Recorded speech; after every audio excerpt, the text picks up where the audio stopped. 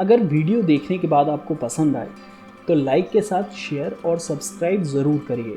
साथ ही bell icon पर click करिए ताकि हमारे अगले वीडियो की नोटिफिकेशन आप तक पहुंचे। दोस्तों, प्राचीन भारत के पिछले एपिसोड में हमने आपको बताया था मगध साम्राज्य की उदय के बारे में। 6वीं शताब्दी ईसा पूर्व में जिस समय उत्तर भारत में मगध एक मजबूत साम्राज्य के तौर पर उभर रहा था, उन दिनों देश की उत्तरी पश्चिमी सीमा यानी पंजाब के आसपास के राज्य बिखर रहे थे।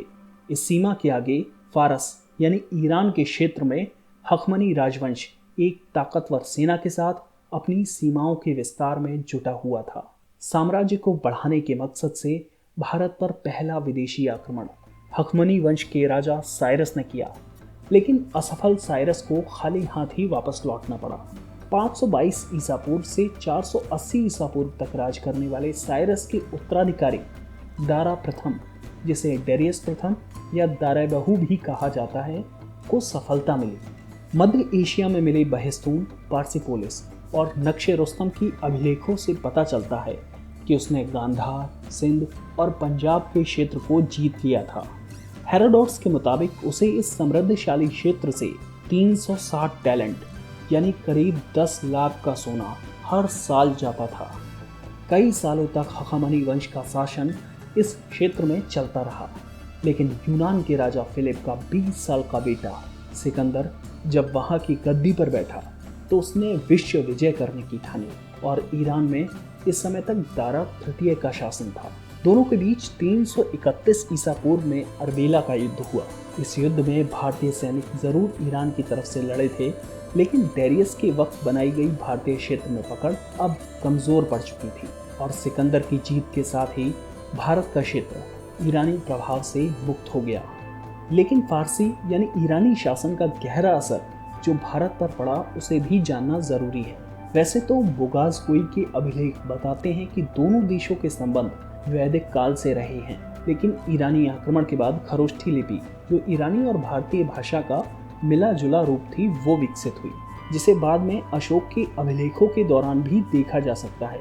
इसके अलावा दोनों देशों के व्यापारिक रिश्ते मजबूत हुए, यहाँ तक कि भारतीय सिक्के ईरान में और ईरानी सिक्के भारत में चला करते थे। ईरानी अधिकार खत्म होने पर दुनिया के एक बड़े हिस्से को जीत चुका यूनानी यानी मकदूनिया के राजा सिकंदर ने भारत का रुख किया। भारत के सीमाई हिस्सों में आपसी शत्रुता सिकंदर के आक्रमण के दौरान भी थी। 326 ईसा पूर्व में अश्वक, अश्वजीत और निशा समेत कई क्षेत्रों को रौंदता हुआ सिकंदर जब तक्षशिला पहुंचा तो वहां के राजा आम्भी ने भी आत्मसमर्पण कर दिया और यूनानी सेना के मदद का भरोसा दिया। उसने पंजाब के राजा पुरु को अधीनता स्वीकार करने का संदेश भेजा, लेकिन पुरु, जिसे पोरस भी कहा जाता है, उसने सिकंदर को युद्ध भूमि में मिलने का जवाब दिया।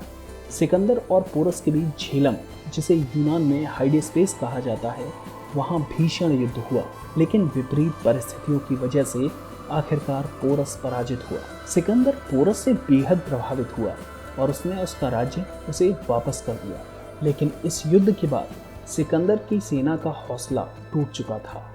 पोरस जैसे राजा ने जब सिकंदर के दांत खट्टे कर दिए तो आगे तो मगध का विशाल साम्राज्य था, जो कि पोरस के राज्य से कई गुना शक्तिशाली था। ऊपर से जलवायु भी यूनानियों के अनुकूल नहीं थी, इसलिए व्यास नदी के तट पर पहुंचकर उसकी सेना ने आगे बढ़ने से साफ इनकार कर दिया और आखिरकार सिकंदर विश्व विजय का अपना सपना छोड़कर वापस लौट पड़ा।